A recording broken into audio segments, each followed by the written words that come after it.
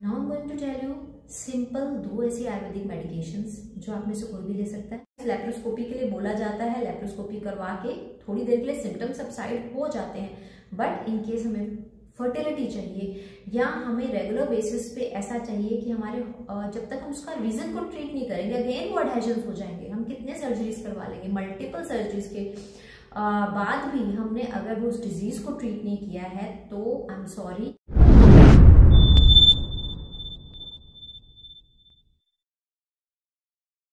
Hello, good morning, नमस्कार। मैं sir doctor Isha. आज हम बात करेंगे एंडोमेट्रियोसिस के बारे में। इनफर्टिलिटी के बहुत सारे वीडियोस मेरे हमेशा जाते रहते हैं आप लोगों के लिए, लेकिन in my 20 years of clinical practice जो बहुत सी चीज़ें ऐसी हैं जो मैं ऑब्जर्व करती हूँ जिनके कारण बहुत बार ऐसा होता है एंडोमेट्रियोसिस डायग्नोज नहीं हो पाया, अभी एज हो गई है 38 या 4 की लाइन में, 40s की लाइन में पहुंच गई, अभी प्रेगनेंसी और ज़्यादा टफ हो गई है।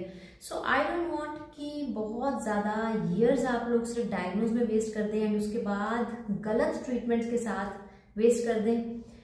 मैं इस वीडियो के थ्रू आप लोगों को ये बताऊंगी किस तरीके से आप जस्ट विद योर सिम्टम्स ये डायग्नोज कर सकते हो कि कहीं आपको एंडोमेट्रियोसिस तो नहीं है जिसके कारण इनफर्टिलिटी रह रही है। और साथ के साथ कुछ ऐसे हर्ब्स, कुछ ऐसे 2 टाइप्स ऑफ मेडिसिन मैं आपको बताऊंगी जो आप में से कोई भी ले सकता है।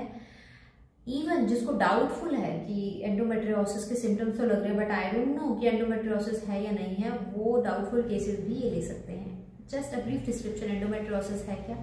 नॉर्मली एंडोमेट्रियल की लाइनिंग जो है हमारे यूट्रस के अंदर एवरी मंथ एंडोमेट्रियम डेवलप करती है with the change of hormones. वो एक एम्ब्रियो का बेड है, अगर प्रेगनेंसी हो जाती है तो वो इम्प्लांटेशन हो जाती है वहां पर एंड बेबी को, एम्ब्रियो को उसमें से अपना न्यूट्रिशन या खाना मिलता है। बट इन केस प्रेगनेंसी नहीं होती है तो ब्लीडिंग हो जाती है एंड थ्रू वजाइना, जिसको हम यूट्राइन ब्लीडिंग या पीरियड्स बोलते हैं, वो ब्लड जो है वो आउट हो जाता है। एंडोमेट्रियोसिस में वो अपने नॉर्मल प्लेस से हटके किसी अलग प्लेस पे ग्रो करने लग जाता है। ऐसा ही टिश्यू ग्रो करेगा, ठीक, ब्लीड भी करेगा हार्मोनल चेंजेस के साथ, लेकिन उसको आउटलेट नहीं होगा, वो बाहर नहीं निकल सकेगा। अलग अलग नाम दे दिए गए हैं। अगर ये चीज ओवरीज में नजर आती है तो दैट इज एंडोमेट्रियोटिक सिस्ट, जिसको हम चॉकलेट सिस्ट बोल देते हैं। एंड हर मंथ वो ग्रो ब्लीड करने से क्या होता है, वो हर मंथ साइज उसका बड़ा रहता है, बड़ा होता रहता है, अच्छा फॉलिकल वो बनने नहीं देता है, जिसके कारण हमारे प्रेगनेंसी में इश्यूज रहते हैं। सेकंड, अगर वो आपके ट्यूब्स के अंदर ग्रो करने लग जाए, ब्लीड करने लग जाए, इकट्ठा होने लग जाएगा तो क्या होगा, ट्यूब भी आपके ब्लॉक हो जाएंगे, हिमैटोसाल्पिंग्स उसको बोल देंगे एंड ट्यूबल ब्लॉकेज का रीजन बनेगा। थर्डली, अगर आपके वो यूट्रस के लाइनिंग के अंदर ग्रो करने लग जाता है, ब्लीड करने जाता है, इकट्ठा होने लगता है, तो हम उसको बोल देते हैं एडिनोमाइसिस।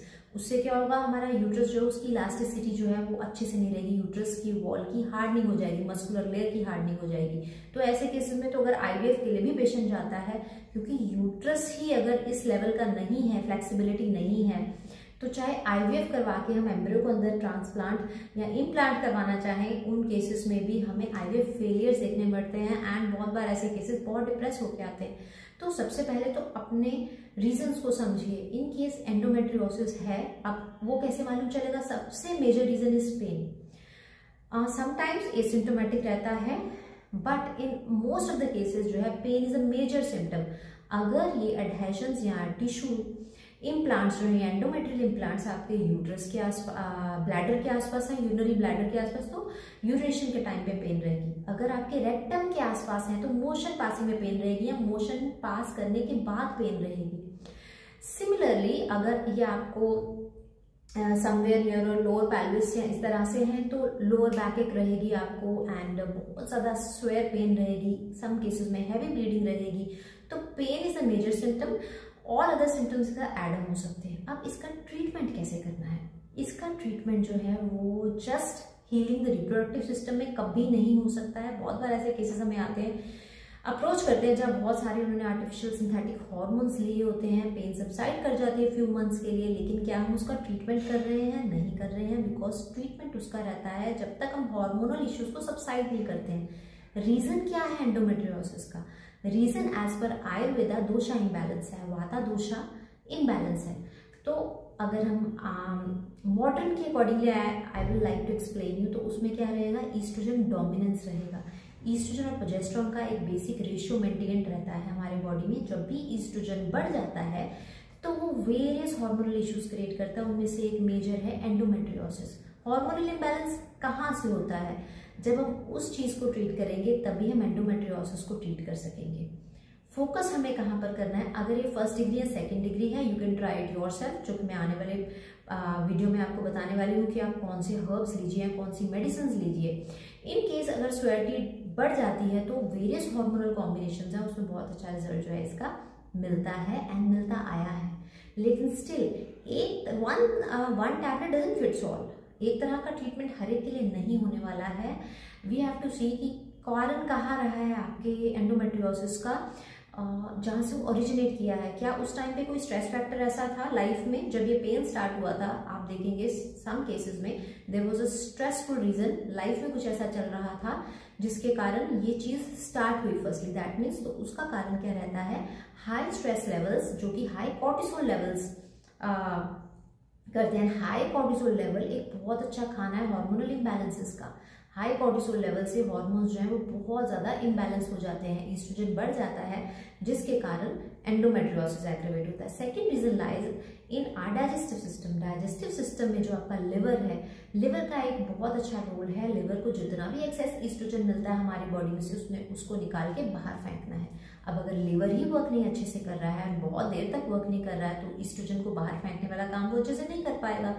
ईस्ट्रोजन जब बाहर नहीं फेंका जाएगा तो बॉडी में बढ़ जाएगा तो हार्मोनल इम्बैलेंसेस क्रिएट करेगा, एंडोमेट्रियोसिस करेगा। तो सेकंड स्टेप इज हमें आपके लिवर पे वर्क करना पड़ेगा, गट फ्लोरा एंड फाउना पे वर्क करना पड़ेगा, आपके digestive system as a whole पे वर्क करना पड़ेगा। इन केस अगर कॉन्स्टिपेशन रह रहा है, that is also major reason, because oestrogen जो है मोशन के थ्रू ही बाहर आउट होगा।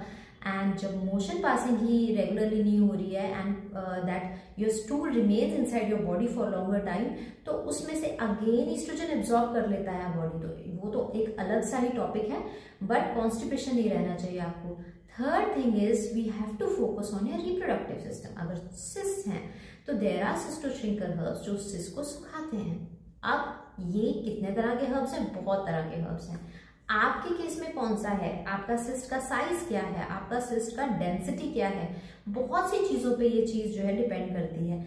लेकिन स्टिल ऐसे कुछ मेडिसिन हैं जो आप में से कोई भी ले सकता है, अभी मैं आपको वो बताने वाली हूँ। इन केस आपको एक डाउट भी है कि पेन हो रहा है, आई डोंट नो एंडोमेट्रियोसिस है कि नहीं है, still you can consume that and along with that कुछ dietary variations. There are adhesiolysis herbs, जो एडहेजन्स होते हैं। होता क्या है, जब ये एंडोमेट्रियोसिस बहुत ज्यादा स्प्रेड कर जाता है आपके बॉडी के अंदर, तो अलग अलग जगह पे अगर ब्लीडिंग होगा तो क्या होगा? वो वहीं पे रहेगा। जब टिश्यू, आप खुद सोच के देखिए, अगर ब्लड टिश्यू कहीं पे बहुत देर से पड़ा रहेगा तो चिपचिपाहट होगा उससे।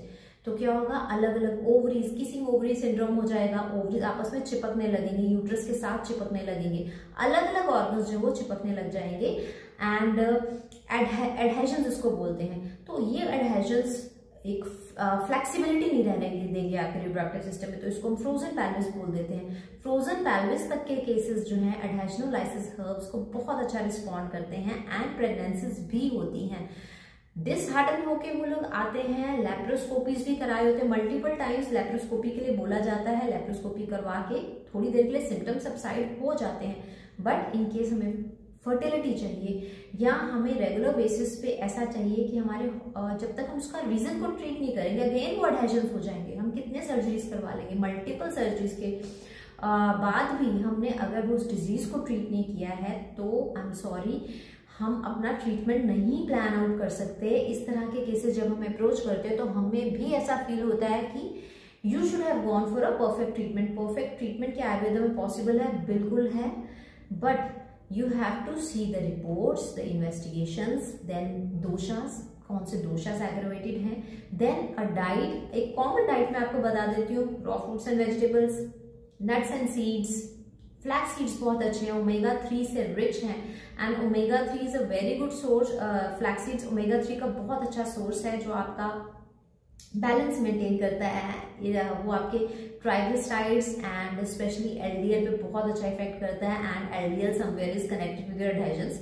उसको बताने जाऊंगी तो अगेन एक बहुत बड़ा वीडियो बन जाएगा। So sunflower seeds, pumpkin seeds, ऐसे रोटेट करके आप अपने सीड्स को ऐड कीजिए and raw fruits and vegetables को ऐड कीजिए। हर फ्रूट का अपना ही एक healthy, and then you can add haldi as curcumin, then ginger all anti inflammatory herbs हैं ये सारे। Now I am going to tell you simple 2 ऐसी आयुर्वेदिक मेडिकेशंस जो आप में से कोई भी ले सकता है in a very minimal dose, that is kachnar guggul, you can consume that. इसका काफी अच्छा इफेक्ट जो है वो देखा गया है श्रिंकेज पे। एंड अनदर इज वरुणादि कषाय, एंड इसको आप डोजेज मिनिमल रखिए, 1/2 tablet daily and with lukewarm water. Lukewarm water के साथ लेंगे तो वो बहुत ज्यादा अच्छा इफेक्ट देगी। बट स्टिल अगर ग्रेड ज्यादा है, फ्रोजन पेल्विस है या आपका 3rd डिग्री या 4th डिग्री या डीप पेल्विक एंडोमेट्रियोसिस है, हम सोच रहे हैं कि जस्ट विद दीज 2 मेडिकेशंस हमने पूरा ट्रीटमेंट कर लिया, तो that is not the thing. उसके लिए हमें 350 to 400 types of herbs use करने पड़ेंगे। आयुर्वेदा में बहुत सारे ऐसे हर्ब्स हैं जो हम यूज कर सकते हैं along with diet, along with few massages जो आपको गाइड की जाती हैं। उन मसाजेस से दोषा बैलेंसिंग हो जाती है। वात दोषा, that is apana vayu is somewhere connected to it. अपान वायु दृष्टि को हमें ठीक करना होता है, and for that massaging, but self massaging. Panchakarma is not recommended. Certain aggressive approaches जहां पर एडहेजन्स रहते हैं नहीं रिकमेंडेड होते हैं। हाँ, कुछ केसेस में panchakarma is recommended, but not in the cases जहां बहुत सारे मल्टीपल एडहेजन्स हमें नजर आ रहे हैं। इन दोज केसेस सर्कुलेशन के थ्रू जब मेडिकेशन जाएंगी एंड जस्ट लोकली नहीं जाएंगी, आपका नर्वस सिस्टम, आपका रिप्रोडक्टिव सिस्टम एंड आपका डाइजेस्टिव सिस्टम, तीनों सिस्टम्स में हमें वर्क करना पड़ेगा, तभी अच्छा रिजल्ट मिलेगा। Thank you so much for watching. कुछ भी डाउट्स, क्वेश्चंस एंड क्वेरीज हैं तो आप हमें पूछ सकते हैं।